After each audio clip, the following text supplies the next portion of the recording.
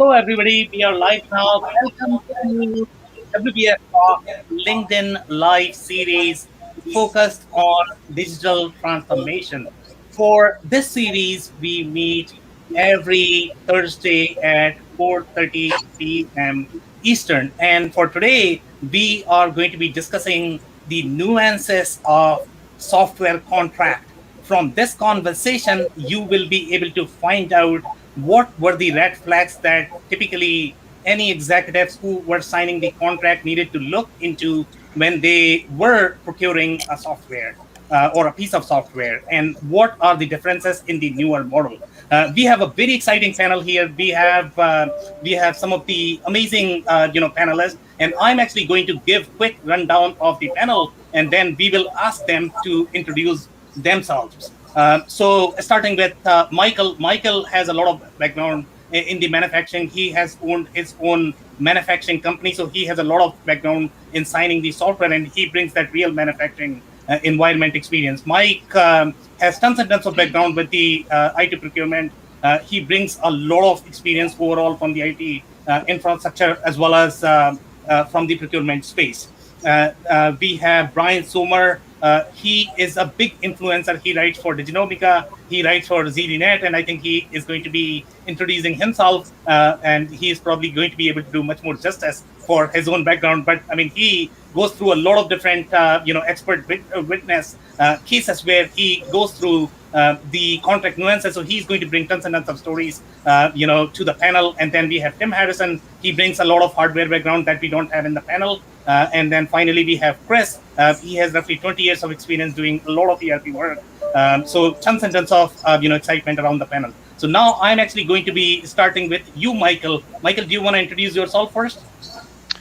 Thanks, Sam. I'm Mike Schlagenhaufer. I've been actually exposed to the ERP and digital transformation from the manufacturing side. So I was working first in manufacturing, and then in the 80s or 90s when digital documentation softwares became available to make manufacturing life easier.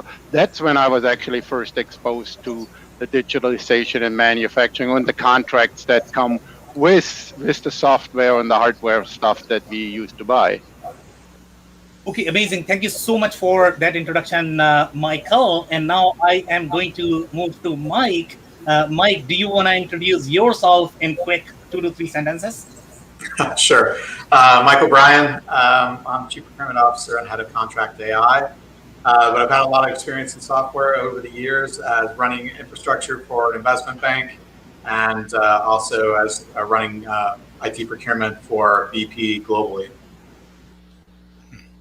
Okay, amazing. Thank you so much for that intro, Mike. Now, Brian, I'm going to move to you. Would you like to introduce yourself? Well, you already kind of introduced me. I'm that guy on the other end of the negotiating table that makes vendors really nervous. So we'll leave it at that and save some of the great pearls for when we get into the heart and soul of today's conversation. Back at you, Sam. Love it. Love it. Tim, do you want to introduce yourself quickly? Of course. Sorry about that. I was on mute. So Tim Harrison here.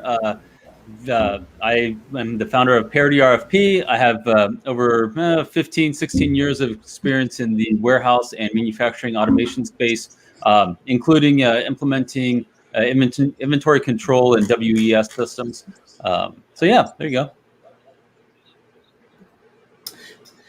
Okay, amazing. Thank you so much, Tim, for that intro. Chris, do you want to introduce yourself quickly? Yeah, absolutely, Sam. Thank you. So I'm Chris Gherardini, President and owner of Turnkey Technologies. We're a 27-year-old Microsoft Dynamics partner. So I've been in the reseller channel for 30 years. So I'm the guy that's selling software and sending master services agreements, licensing agreements, et cetera, et cetera. So should be a fun conversation. Amazing. Love it. So we have a lot of experience here in the panel, and I am going to be starting with one question, and that is going to be for you, Mike. Since you have spent a lot of time in buying traditional hardware and traditional, IT infrastructure. So what are some of the things that you have seen in your experience while procuring that, and what are the things that you are seeing right now when you compare the IT contracts of today versus yesterday? Yeah, I think a lot of things are really changing. Most things in the past were more on premise, more tied to certain machines. Now we're seeing more things are SaaS, or I think everybody has an as a service type acronym for any type of permutation to that. But I think it's different. I think how we buy software, when it was on premise, the way that we licensed it, the commercial constructs that we did that upon, very different. We look at cloud as sometimes it's the panacea of pay per drink, but I think what we find is actually it's very similar to the on-premise model, where there is a significant commitment, even though it's initially sold as something that's highly variable. Especially for enterprise, when you actually get down to it, there's always a significant commit that's behind it. If I could jump in, let me echo that remark, and let me give you a couple of data points. One of the reasons that it's starting to look a lot like the on-premise world is because a lot of old on-premise software vendors and implementers have made the move to the cloud, and they brought with them all their old bad habits, bad contracts, punitive attacks on customers. They bring it all there. Okay, so there's no doubt about it. And I know our software vendor colleague here is probably cringing as I say this, but that's the truth of the matter. And yet, what's fascinating, what listeners might want to pay attention to, is if you look over the last 20 years, what has happened to the price of computing? It's gone down. What's happened to the price of storage? What's happened to the cost of memory? And everything else has gone down, but not the price of software. It continues to keep going up and up and up. And it's rare to ever find a software vendor who actually uses open source code and passes economies of scale back down to their customers. So I don't care what the deployment method is. I know greed when I see it, and I see a lot of it right now. Anyway, back at you, Sam. Okay, amazing. Thank you so much, Brian, for that. And I knew that this is going to be a powerful show. So keep bringing that power. You guys can chime in and at any point of time. This is supposed to be a very organic conversation. So Chris, I'm pretty sure now you are going to have some comment there, because the comment was for you. It's greed. Now this is your opportunity. Is it greed? Again, Brother. once they get the hook in you, you're right. You're hooked for life. And I think that, even as I would articulate, it's a lost leader. It's so cheap, it's free, right? Get in there. Once you're in there, then you will see incrementally rises across the universe. But you're right, big shift. And on-prem, we had such a small percentage of the users that had to have a license. Now the philosophy is everybody has to have a license. So I think there has been a dramatic change just in looking at the organizational footprint, where, in the past you didn't have to license everybody, but now I think that is, to your point, there's a motivation there to drag that in. So some flexibilities, though, depending on the licensing programs. I mean, compared to the can shrink, can grow, I mean, there is some of that's true. If you're doing, I'm a cloud service provider. So again, in the CSP world, again, just that we can't shrink, we can't grow. Under enterprise agreements with Microsoft, they typically like to sell you a fixed price block, whether you use it or lose it. So that resembles more of an on-prem pricing model in some degree. So we compete with the Microsoft enterprise sellers just because we like the more flexible licensing programs. But anyway, it has changed for sure. If I want to kind of add something to it, like I said before, we got into the digitization in our company back then in the 90s, and that was the thing, is you had to buy this whole software package on site, and you used only a very small percentage of it. And then you wanted to modify something, and immediately there was a bill coming in, right? You got like $5,000 worth of consulting services up front. Well, then you wanted something, hey, we need to customize it so it interacts better for us. And immediately went the cost up. Now, the question I would have to the panel here is, has that changed now that the software is more off-premises, or is this still the same thing? That when you get in, the upgrades and all of this and the maintenance costs are really exuberant. I say it that way. Let me jump in, Michael. I think the problem's actually gotten a lot worse lately, and that's because what's going on behind the scenes is software vendors are paranoid about losing account control. And what they want to do is not just give you a subscription, but they want to control the technology stack underneath the application software. They want to put you on their hyperscaler, not somebody else's. And they want to control even the services ecosystem. And they want to determine who's going to sell and implement the solution, as well as who gets to maintain it, even if it's multi-tenant. I'm astonished at customers who buy a multi-tenant product, but then have it hosted on somebody else's data center and paying a third party to maintain it for them. So it's about account control is what's going on right now. And vendors are trying to really grow the pie and take every part of the stack if they can as part of their picture. Where this is really acute are for vendors who can't really grow their footprint. They're maybe like a large enterprise vendor. They've got all the Fortune 500 accounts, and they need to show ever-increasing revenue numbers to Wall Street. And the only way they can please Wall Street is to try and get more than dollars coming elsewhere, and that's one avenue to pursue.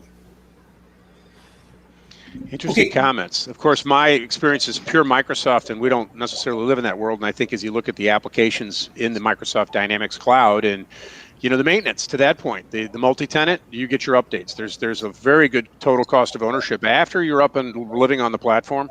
Again, I can't speak for the other vendors. The larger product, the finance and operations solution, which was the Dynamics AX, that's large. That's still a single tenant Azure platform, but Microsoft does manage that environment and does do the maintenance on it. So there is some good cost of ownership on those two platforms. Certainly the modern workplace, the Office 365, everybody gets updated. 365 customer engagement, everybody gets updated.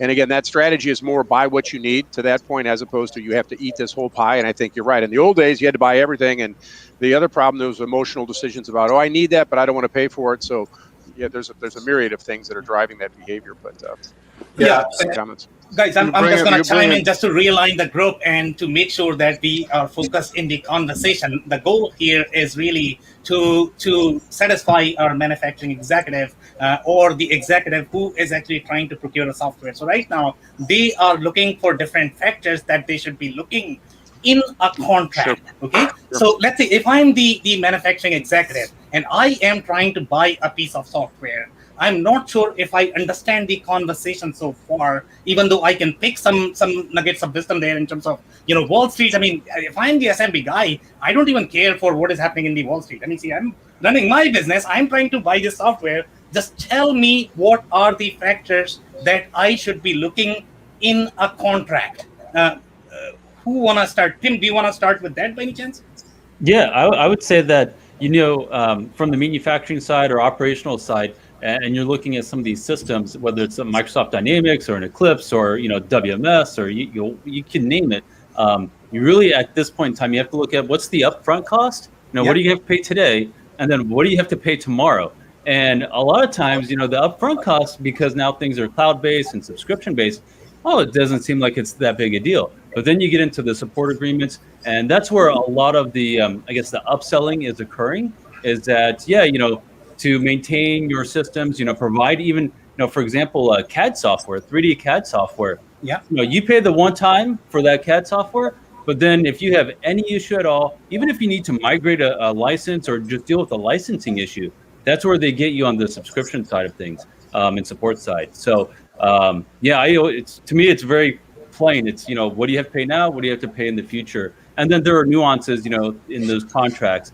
I'm sure other guys can elaborate on. I would agree. You do a 5-year return on investment. That way you really look at those total costs 5 years out, because I think that's where some things get cheaper over time. Some things, to your point, have, maintenance. There is maintenance, and back to your point about support agreements. And so I think that's normally we do a 5-year pro forma to really eyes wide open, I think, is the fairness. So yeah. Well, you made a good point on the pro forma, on the the maintenance package for the first 5 years you get it free, right? I turn it around, and I had to put this in my business to a lot of my business partners in simple terms. It's just like buying a car. There's a cost for the car, right? There's a maintenance cost, there's an insurance cost.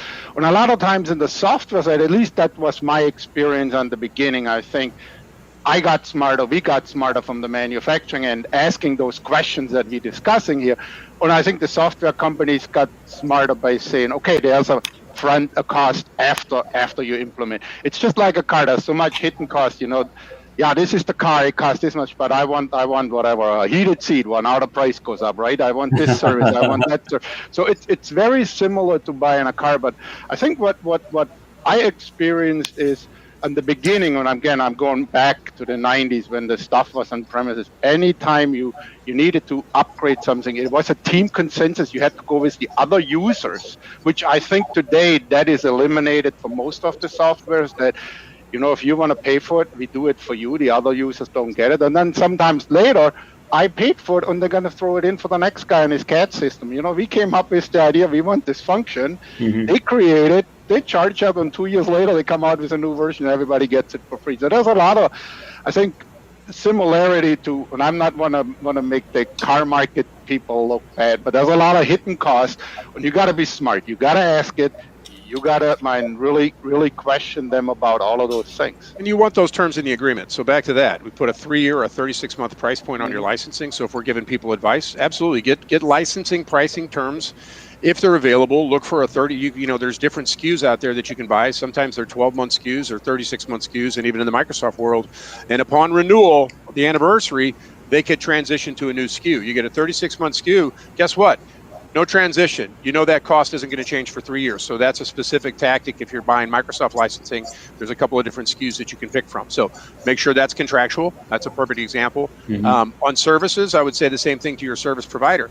Look for some rate lock. Okay. So again, a lot of people want to do a CPI or more, and that's where that could be a surprise as well. And I think as you try to get contractual terms in there for services and rates, that's another one that you would want to get a rate lock in there. Meaning, if you're doing an implementation, ask for a rate lock, and you're starting now, ask for a rate lock through the end of 22, frankly. So don't think short term, because the partners will come in and transition you. Not to exceeds, again, another contractual term. Look for not to exceeds in there, so that you don't get a surprise. I had a customer show up that had a $600,000 project, and they paid $1.2 million. I'm like, I don't know how that happens. I certainly can't charge my customers, because my contracts say 10%. If there's not a change in scope, you can't exceed 10%. So there's another couple examples of contractual terms that you should be focusing on from the partner perspective. And again, as you go back and forth, intellectual property is another one that I'll just throw out there. It hasn't been mentioned yet, but if you think about projects and who owns the ideas, right? So if you look at master services agreements, watch what rights you waive in terms of intellectual property. You may have know-how that a partner could come in, and all of a sudden they're out there advertising something that they took from you. So just another one of these precautions as you get into a project. You're protecting yourself, protecting your terms, protecting your price, protecting your cost. Just a few examples. I'm sure you guys can add if we're going to be productive here for the people watching, right? So I think that's an important one. I think there is that we're not work for hire, right? So understand the intellectual property clause, because you may be paying millions of dollars for development that's specific to you, but if you don't have the rights to that, you're actually paying somebody else's R&D, and you're actually paying a higher cost than you thought, because you've just raised the bar for, if you have something that's your secret sauce, you're allowing a competitor to actually get in there for no cost, and that software provider is happy to grab that extra customer and provide that insight as carrot. I think what also I would add is governance is so important, and having governance and some skin in the game on both sides. So in these software contracts, you need to make sure that there's skin from your software provider as well. That you have some constructs in there where they can't change the bundle. That's something I've run into where, this functionality was part of this bundle, but now it's part of something else, and we call it we no longer support this, but now you need to buy this bundle.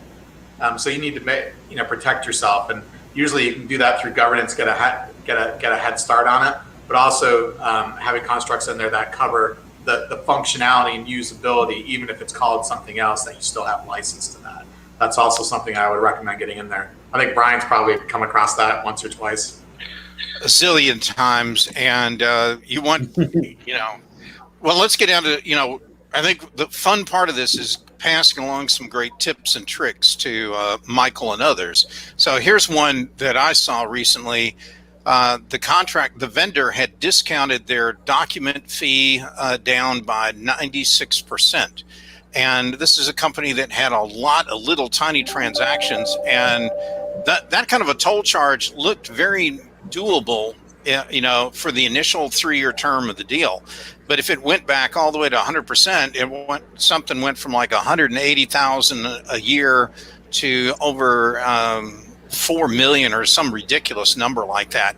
So that's one of those you got to watch out for. Any of those toll charges, toll fees, indirect access, I don't care what you want to call it, all those kind of fees, that can get real and very painful if you didn't watch it. I'm going to I'm not going to. I agree with the overall tone Chris brought out about like having a 5-year kind of look and lock on pricing. But I'm going to actually push the envelope and say, no, make it 10 years. Put in the RFI to vendors or the RFP, go out to 10 years. And you want to work up like 3 different kinds of scenarios. One that shows if your company's growing, maybe it grew inorganically possibly, or if it's contracting, or if it's just muddling along. And what is amazing, I've yet to meet the client that isn't just astonished when I show them that even when you're contracting as a company, your costs to the vendor keep going up. And, you know, that's the way the contract shows up. And that's what you got to fight and work your way down. I think it's a shame that we call these software deals subscriptions, because when a magazine does me wrong, I can cancel the subscription and I'm not hurting from it. But if I try to cancel one of these SaaS deals, I'm in a world of hurt here.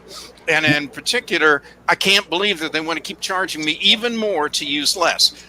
But let's be honest, folks. How many here dealt with a software vendor who actually cut their prices for you during the middle of the pandemic? Did it happen to anybody? No. And we know that huge sectors of the economy took it on the chin. And yet those SaaS contracts, the way most people accepted them, did not allow for pricing to ever actually go down. Anyway, you're right, Mike. I was chomping at the bit waiting to get in. So thank you for that entry They point. didn't drop the prices because they were looking at the payments, and they said, hey, 90-something% of the people are paying, so they made no consideration. Because I had a couple of customers that were disparaged. We had a $60 million company drop to $20 million, and they were it was a software assurance, but they got no consideration. But again, the point was that people were still paying the bills. I think if there had been a larger miss on people paying, they might have considered it. But that's on the Microsoft side. That was the rationale I got there. So, and the other comment I'll make while I'm talking, the 10-year contracts, you can't get them out of the manufacturers. I know Microsoft, They won't give you a 10-year. So to ask a vendor or a partner like me for a 10-year agreement on pricing, it's like, we can't do it. It's all based on, hey, Microsoft, it's just that. In the end, you're signing their cloud service agreement. And what it says is, if you don't like it, stop using our software. I mean, it's just that. There's no editing, there's no arguments, but that's in the Microsoft context. But again, you kind of sign on and you kind of accept their terms and conditions, or you don't like them, as I said, don't use our products. It's very interesting. So, but good luck. I would still ask for it. You never know. You may find a vendor out there that can guarantee it, but then get your lawyer to make sure contractually that it's defensible, or you can, you can claim on that. So, Well, that's what I kind of have to jump on what Brian said. You know, once you're in a software, you're kind of stuck. It's not as easy as, I don't like my shoes, and I go down the road, and I got $15 million in the company invested in digital, run all on one ERP system, and suddenly I have an issue with that supplier.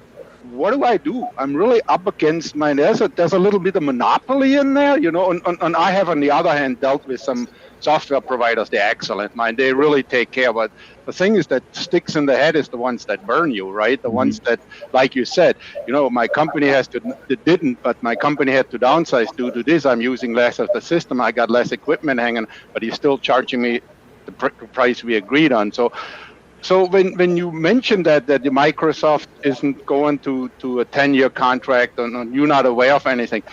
So if you look at a small or mid-sized company, man, if you have Ford Motor Company, GE, they're big companies, they got dollars behind them and multiple sites. But if you look at the mid-sized company, there's 250,000 manufacturers in the United States that are small or mid-sized. They don't have any leverage with it. So what is your advice? Is anybody here that can give advice to those small and mid-sized companies, saying, do you go in as multiple companies? Let's say, I think, Tim, you said something about the warehouse management. If you go into that, do I go with my neighbors, the guys next to them, go in and buy that as 5 companies under one head? Or is there any advice from you guys on that? I'll be real quick. I think Michael, I would before you need to be renegotiating the next renewal on a SaaS contract at least 24 months before it's due. The vendor won't want to do it, but you ought to do it. And you ought to call in some other players. And if you don't like the terms of your ERP vendor, their kind of take it or leave it deal, or their lock-in approach, you need to bring somebody else in there. I think if you went for manufacturers, go to somebody like a Plex and I would use them to play off what you're getting from some of the other vendors and see if because frankly, I don't think it's a good thing to reward bad behavior. And you need at least like 24 months in advance, because if the vendor thinks you're going to wait until like 3 months before your renewals due, and then they want to start negotiating, they did that intentionally so that you have no chance to migrate to something else. I'd start getting the RFI and the RFP put together and start entertaining some new bids and see if you get some other vendors interested and maybe taking that over. But I don't reward bad behavior, and that's what I tell clients every time. And Michael, depending on the product line that you there are other partner organizations out there. So I rep Dynamics. There's other firms in the U.S. that rep Dynamics, and so we have to do a great job to keep our customers. And I think that should be the premise that any partner has with you. They have to earn the relationship. So if you don't have any choices, maybe you've got a product that's lightly supported, but typically there's other professionals out there that can come in and support your product. And again, if they don't do a good job, you should interview other parties. As far as licensing with Microsoft, even though they don't do a 10-year guarantee, they're not dramatically. We have not seen prices move. Even the product line, the F&O, I mean, it's within $5 of where it was 5 years ago. So I don't think that's not a dramatic concern for us, but it's still that it's just little stuff, but it's not dramatic. Now, I can't speak for other parties. There are other people that have had problems with COVID, and maybe they're desperate for revenue. That would be another thing that you got to watch out for, right? Some of those firms that are and that's a good point. If you're going to buy a new system, the financial stability of the partner as well as the manufacturer of the solution. You want to make sure you've got a good roadmap out there. Not that that's contractual, but at the same time. Yeah, I would add to that. I mean, I think to Brian's thing about negotiating and giving yourself a long enough runway so that you have a viable threat of being able to move. That's key. I would also say, I think we need to date more and marry less. So this idea of always buying these monolithic things that you need to license for 10 years, I mean, I think you need to kind of revisit that, because technology is changing so quickly. I mean, I work for an AI firm now, and what we did last week is different than what we're doing this week. I mean, so I think being able to be, looking, this word is so overused, agile, but you have to be, there has to be some agility to be able to move with where the market is going. And I would say when you're going to buy something, if you don't know how much that product should cost, you need to go out and figure that out. There's a lot of different companies out there and VARs that can help you, give you at least a better feeling for where that market is. You need to know what good looks like and what you're buying, and get a little bit of coaching. I think a little bit of effort and cost up front to be able to get you there where you're comfortable would be money well spent. Okay, guys, we want to make sure that everybody is able to contribute, equally. Tim, you have not spoken for a while, and I want to make sure that you are able to share your thoughts as well. Yeah, I know this is a very powerful group, but we just want to make sure that everybody is able to contribute. To the point of, what should an SMB do as far as, soliciting bids for projects on software? It's really get out there, figure out who the players are, and don't be afraid to pit them against each other. There are a lot of software providers at the ERP and the WMS and all the different levels, that full stack that you need to run your business. You're a small company, but that doesn't mean that you have to be the tail that's being wagged by the big dog. You can go in there and you can see what really works for you, and then don't be afraid to make a change. So if you want to ask for several years as a rate lock, by all means go for it. But have contingencies if that vendor doesn't want to play ball with you. Okay, just know that you're going to have to make a change and be prepared for it. A lot of big companies, I think, kind of go into this mindset of, oh, we've got this system and this is our lifeblood. Well, you've kind of really locked yourself in. And for you, if something happens to that big company, because things happen in this world, we've realized that change can happen very quickly, and a company can come and go, whatever it might be. You can't be beholden to one specific vendor or provider. You really need to have your contingencies. That way, something does happen, you can move on very quickly. And then as far as the pricing goes, being able to leverage the different providers, vendors against each other, they're there to make money. So they're not going to want to lose your business. But I think like one of the gentlemen mentioned earlier, you got to plan for that. You can't wait to 3 months out, because they know they have you. At that point, you're not going anywhere. But 2 years out, if you need to, if things aren't going the way you want, figure out who's out there. And that time frame, being able to look out that far in advance allows you to see what other technologies have now come up. Because 10 years ago, the software is nothing like what you have today. So in 10 years from now, the systems, the players that we're talking about today, they might not even be around. They might, we're going to be talking about a whole different stack and different providers. So, yeah. And just to reiterate this, and that's what happened to us when I worked for a multinational. We were not happy with our software provider. Went back and forth for years, and they finally planned out 3 years ago, and we switched. We literally told them, if you guys don't play ball with us, we're going to go to somebody else. We even gave them the name, and we switched. It was a little painful, but once we were implemented on transition, we really were so happy with them that we still with them. The company is still using them. And again, it's that fear of, I have all my eggs in this basket. And a lot of the IT guys, they don't really understand all the stuff behind it. They say, oh, that takes so much resources to convert. Like maybe we had 400,000 pieces of equipment in the system, right? You got to convert all of that to a different system. That's a lot of manpower hours in there. But ultimately, we were so happy doing this, because that company later got bought out by somebody else, and what people telling us, it got even worse. So we took the bullet after that experience and going back and forth. And Brian mentioned it, sometimes you have to play hardball. But again, I like the idea of don't wait 3 months, because now it's the same thing. You got a car that has ball tires and fires only on 3 cylinders. Now you try to trade it in, you're not going to get anything, right? You go down there a year before that car is due. You can shop around, you can negotiate on the price. So I like that advice that you gave. Hey, your agreement is due in 5 years, check it out. Yep. Changing ERPs isn't like jumping into a new car, though, unfortunately. So there's a little bit of pain there. So just not yet. Anyway. So I imagine at some point. Sounds great. I'd love to. I'm out of it right now. Yeah. I bet at some point though, ERPs will be like switching CRM providers. I doubt it. No big deal. Hey, you've got your database, and you just start plugging things together. I know right now everyone's got their little islands, but at some point in time, people are going to be able to migrate between those systems much more easily, and I think that's where it's all headed anyways. But thinking about those contracts, anytime you get into a contract, you really think of what's the breakup look like, and kind of plan for that as part of your logic and reasoning in the contract. So making sure that you have the ability to get your data.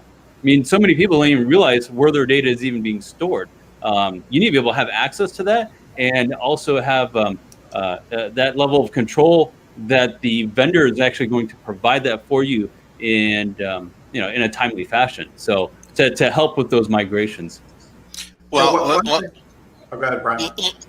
Yeah, let's stay on that for a moment. I think a lot of clients think that if they have access to data, that's going to be some magic cure-all, and it's not. They'll be able to do a dump, but it's not going to be an organized. It'll be in a common delimited file basis, and it's not going to be organized with a database schema usually from most vendors. Yes, you could then pump it back up and maybe move it into a new system.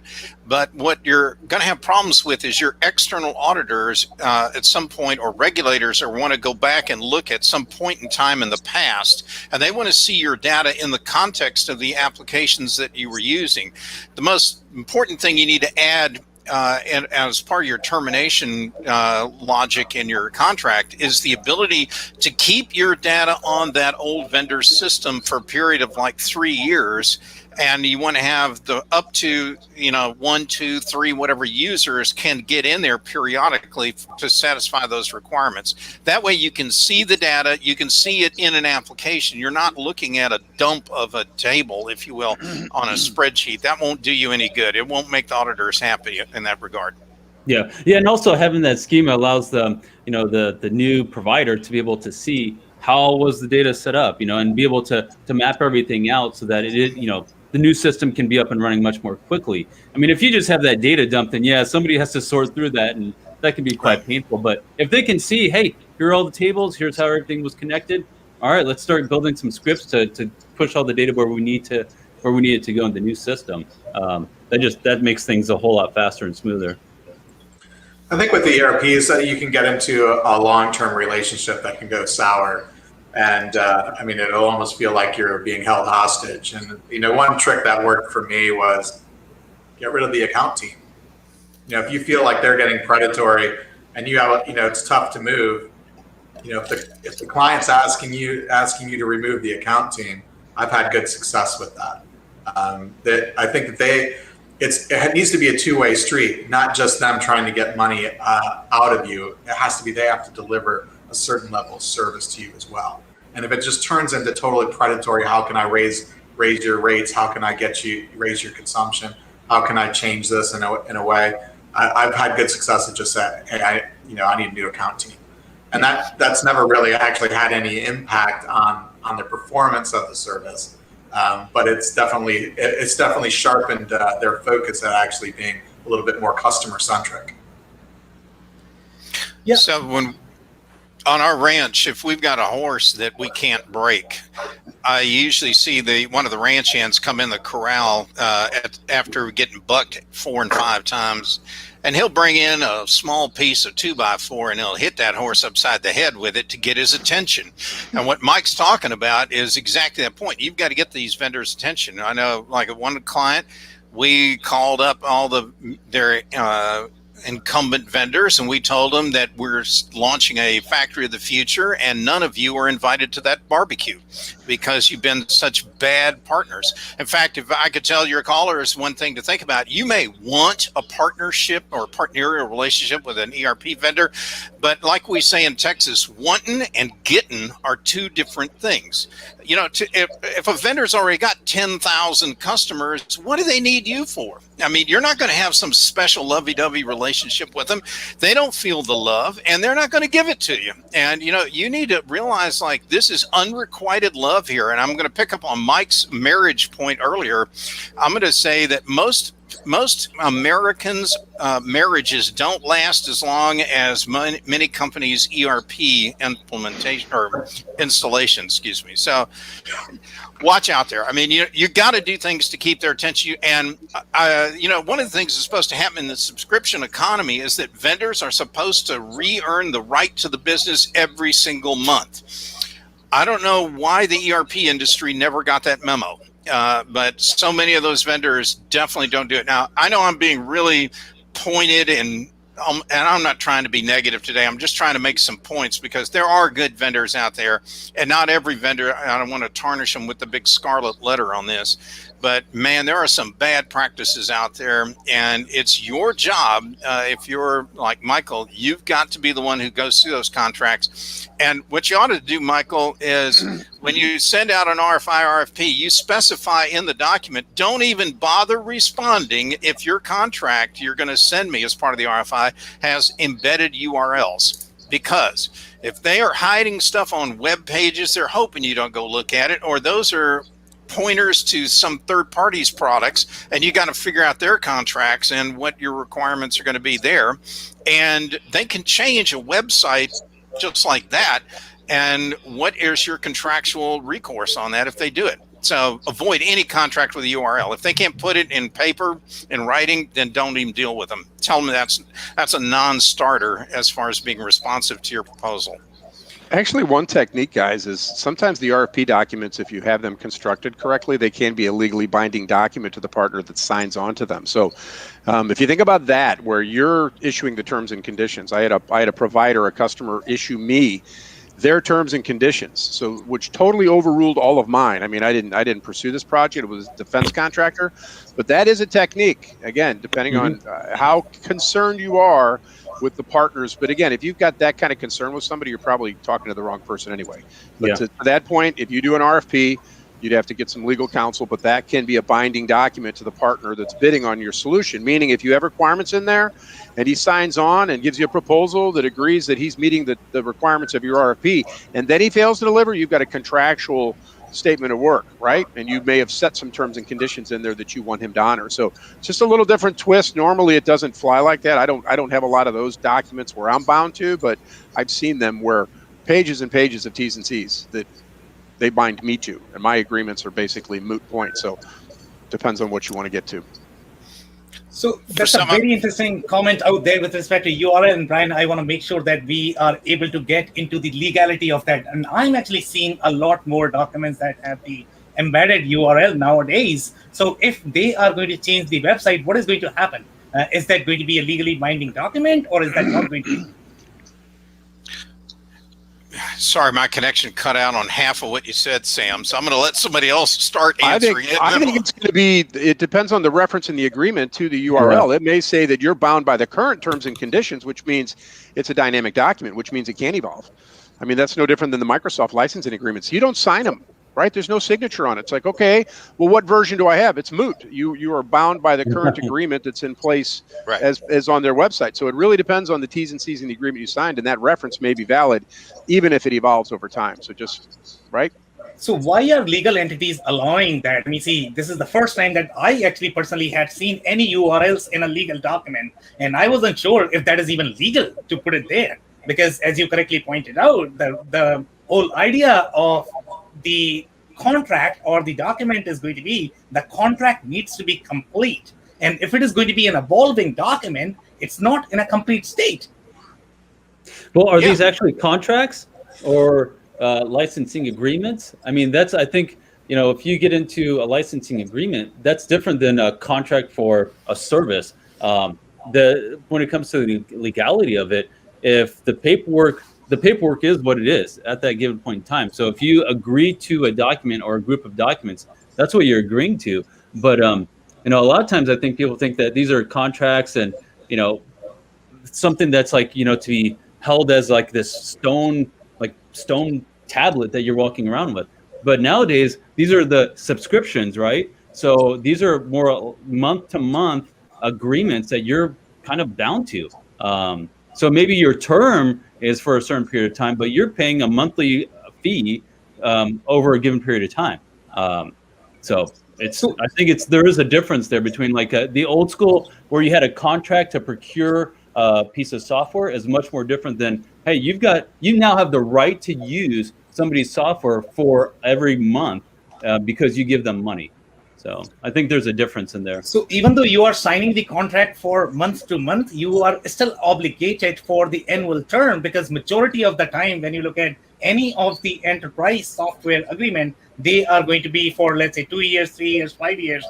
It's very rare to find, unless you are buying a very inexpensive SaaS product, which is really defining the contract term on a monthly basis. It is really going to be your annual contract. By the way, I'm actually going to throw in another twist there that I have personally seen. So typically the URLs that we see in the contract, they have, let's say, the shortener, and you are going to have, let's say, Bitly or Google shortener. So now let's say if this vendor who is actually providing the shortening service of the URL, what is going to happen to that? Let's say if the URL is not working anymore, is that a legally binding document then? I'd push back and say I would say, like, I'm not clicking any URLs. I need the actual document. You need to provide that as part of the response to my RFI.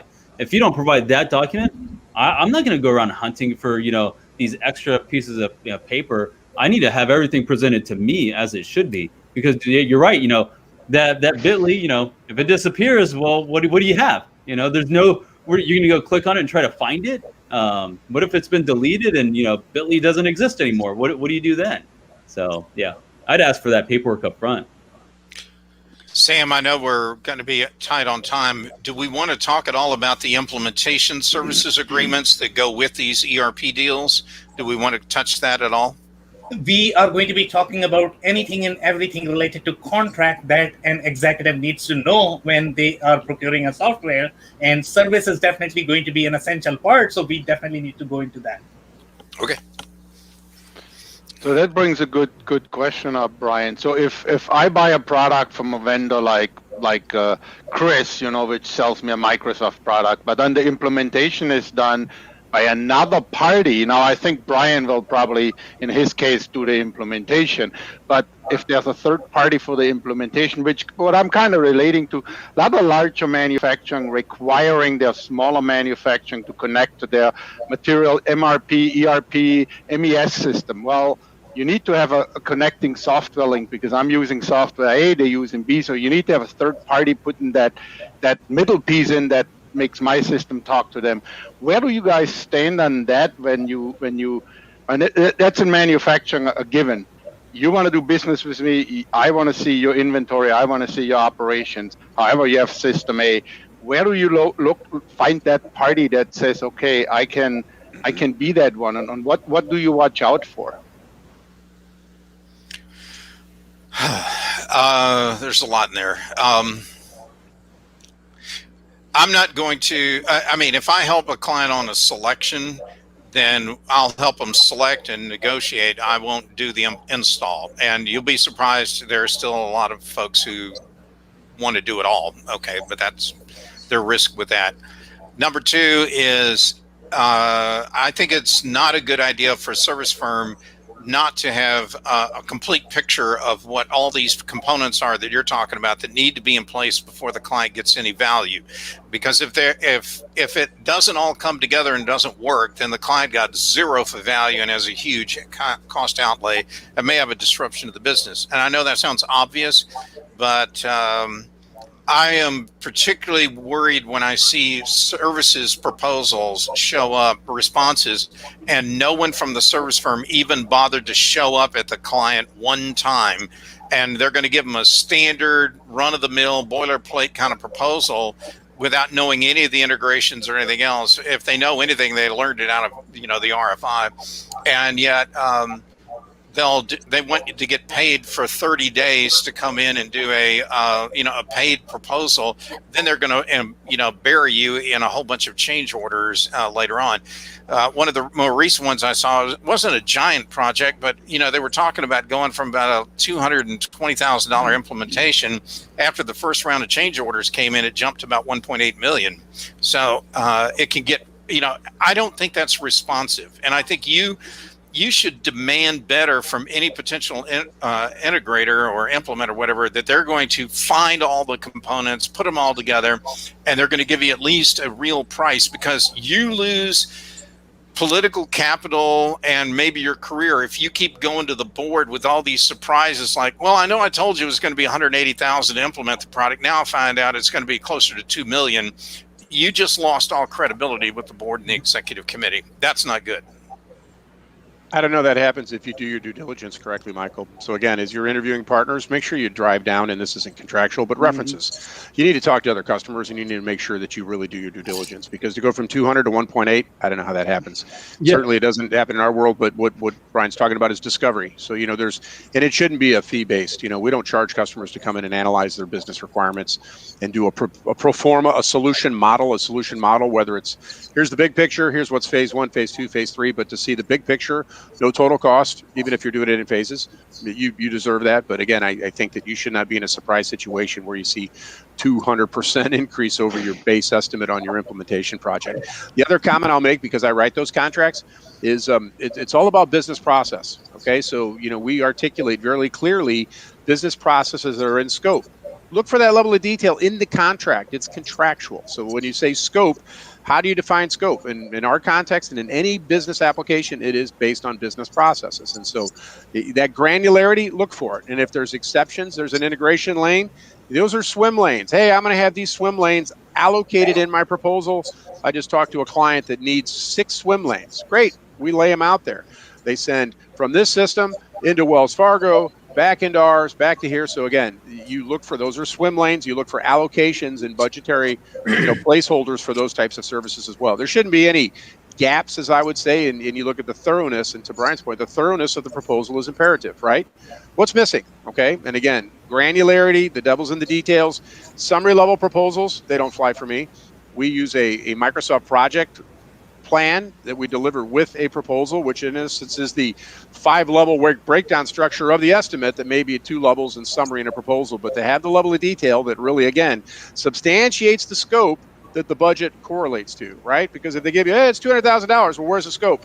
Oh, and then they dig in and they find the scope and it's 1.8. There's a problem because your contract didn't have the requisite amount of detail. So stand fast on that. Ask for more to be incorporated. Hey, you need to put that in.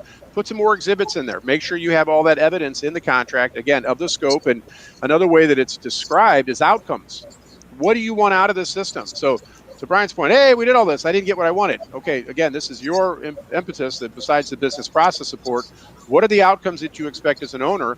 You can make those contractual as well. And again, you have to have good basis to come back and measure your vendor's performance against those outcomes. So a couple of examples based on just my experience in writing those agreements. Yeah, accountability. It's accountability is what it is. And I would say the key for me is thou shalt never have post-contract due diligence. I mean, that should never. I mean, Yeah. if you allow that, you kind of deserve what's coming to you because you've just opened.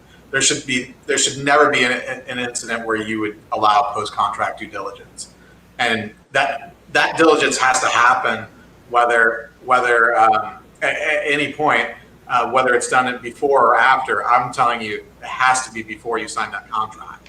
So you're not saving any time by agreeing a contract and then allowing someone to open it all up, because post-contract due diligence has never lowered your price. I can tell you that. But the biggest thing is you just don't allow it, and you can't even assess someone's bid if they haven't done any diligence on your environment. You can't even look at it. I would just throw it out. Yeah, I'm actually going to have one comment related to the references that you mentioned. And obviously, in the enterprise software industry, there's a big push for references. In my experience, no two ERP implementations are same. Just because you have had 100 successful before, it does not mean that you are probably not going to go over budget in the next one. And just because you have, let's say, 2 or 3 different happy customers that you are, posing as your shiny stars, that does not mean that the project is not going to go over budget. And one more thing that is about the due diligence in case of software project, especially if you have not had any experience implementing an ERP project before, it's going to be super hard for you to be able to do the due diligence because it's just hard. So what are some of the things that these executives can do? Let's say, if everybody is going to have these happy references and they are going to be all happy customers, so what am I checking when I'm talking to these customers? Because do you have any examples there by any chance? Sure, you're asking methodology. I mean, that's another part of this that we didn't talk about, is to make sure that there's a strict, cadence and methodology that governs over how the project executes, from analysis to design to this, development to operation. But that's something you're going to check with the references you talk to also, is how was their methodology? How about project management? Again, no assumptions. Who's running who's managing this thing, but the execution by the partner organization that's implementing, that's a big part of this as well. And that, again, methodology is contractual for me. It's embedded in the agreement, so there's no surprises there. But it's also two-way contractual, which means you as the end user, you better align and you better perform on your side or you're in breach of the agreement. So it's a two-sided thing. It's not the partners that most often fail. A lot of times the end users drop the ball on their responsibilities. So again, just keep that in mind, that methodology is two-sided. Well, company, I would say company doesn't necessarily mean, and getting a reference about a company doesn't guarantee success. I've had, as an advisor way back in my career, I've had, one implementation super successful and one a complete disaster, same company. So I think one of the things is make sure you know the team that's going to implement it. The pursuit team might be really flashy, might be the A team, but they're probably not going to be the folks that are going to be landing it for you. So make sure you understand and who's actually meet those folks. Spend time with them. Make sure if you're just going to spend a lot of money, especially in an ERP doing an integration, make sure take the time to get intimate with those folks and make sure they've got the skill set and the match to your culture to be able to deliver that for you. Put them in the contract as well, to that point, Mike, right? Get the resources identified, put their bios in the contract so that you're not getting a bait and switch where, hey, I thought I had Bobby and then I got Lazy Larry or whatever. Anyway. Yeah, key personnel is a good construct. Yep. And I would say, also these contracts, what's really important is the work that's being done before the contract's even, brought to the table. Is anyone bringing in an executive advisor that has deep experience in the space and the technology that you're looking to bring on board? So, bringing in the right people ahead of time to help you as a business leader to even know, what am I looking for? What am I looking out for? Like, leveraging somebody else's hindsight is incredibly powerful to making sure, you select the right vendor, you get the right contract, and that you have successful implementation. Just, if I was to go out and just do it on my own by myself, I'm going to make a ton of mistakes, but there are a lot of people out there that are really experts in this space that really you leverage that. It's going to cost you a little bit of money up front, but it's going to save you a whole lot more on the back end. So All right, guys. Go ahead, Brian. Sorry. So one of the problems I'm seeing a lot more nowadays is we've gotten the methodologies and how to migrate off of one ERP to a new one, and with better methodologies and migration tools. That's gotten very good, and the cost of doing that kind of work has gone down accordingly. But that's not where the clients are really struggling. The clients are having problems with a radical reimagination of how they want work processes to occur, and they need a lot of help on that. And that's more or less going to be, more often is going to require some on-site time and some real reimagination work. So what we need are skills, and they need to be baked into the contract. And it's hard to document, like, what is it you're looking for when you want someone who's very aware, very cosmopolitan, who knows what the art of the possible is, and can bring that to bear. That is hard to do. But I agree with all the points. If you can identify who some of these best people are, put them in the contract. And let me add to that, there is one kind of person that makes one of these things really successful, and that is get a project manager on the team that has done 2 or 3 ERP deals successfully in the past. Because what that one person can do is they know where all the really bad paths are. They know this is a lane you don't want to go down because it just won't work out, and they can save you a whole lot of heartache along the way.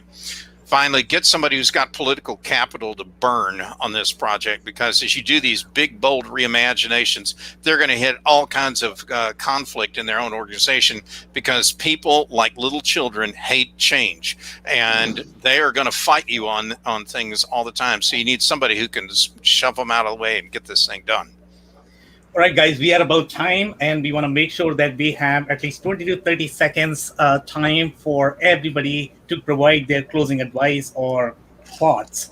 So I am actually going to start with you, Michael. We have roughly 2 minutes. So if you can take, let's say, 20 seconds in providing your closing thoughts. Can you start, please, Michael?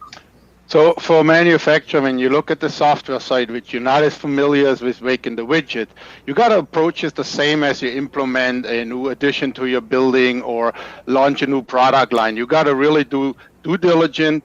If you don't have the resources, go find the resources. And when you sign the paper, make sure you understand what's in the paper. Okay, amazing. Thank you so much, Michael, for that. Mike, I'm going to move to you now. Do you have any closing thoughts in 20 seconds? Yeah, know what you're signing up for. Take the time to research and know the market, and make sure it's the right thing for you. And focus on the people that are delivering it. In the end, it's the people that are delivering it that will either make or break it. Okay, amazing. Thank you so much, Mike, for those thoughts. Brian, do you have anything to add? I would say these vendors continue to evolve and change contracts on a daily basis. And almost all of us on this call, we don't see them every single day. We don't deal with them every day. So if there is no shame in getting help, and if you whether it's your own in-house counsel or outside experts, get help, and don't ever sign a contract you don't understand. How about that? Okay. Amazing. Love it. Absolutely love it. Okay, Tim, what is your closing advice? Yep, I'm going to echo that same sentiment. Bring in the experts. If you don't know, if you've never played with it in this space, bring in somebody that has, or bring in a team, and that'll pay dividends on the project. Okay, amazing. Thank you so much, Tim, for that. Chris, your closing advice? Yeah, final comments. Scope. Make sure you clearly detailed defined scope of your project, that is those specific business processes, and make sure it's embedded into your agreement, and it correlates to the budget that's being provided for that scope. You add scope, it's going to cost more. There's no question about it, but that's what I would say. All right, amazing. Thank you so much, guys. And my personal takeaway from this conversation is going to be for any manufacturing or distribution executives out there. If you are signing for this for the first time, you really need to embrace that process. The software implementation is typically hard. You need to know a lot more variables. So if this is first time, as everybody has pointed out, maybe ask for help, or maybe just do research on your own and understand each of the elements of the contract before signing that. On that note, I would like to thank you everybody for your time. This has been a powerful conversation, and for the listeners as well. And guys, if you don't know, you are part of the show that is part of the WBS Rocks LinkedIn Live digital transformation series, for which we meet every Thursday at 4:30 p.m. Eastern. We have several topics and panelists lined up each week. So please dial every week if you can. On that note, thank you so much, everybody. This has been an awesome conversation.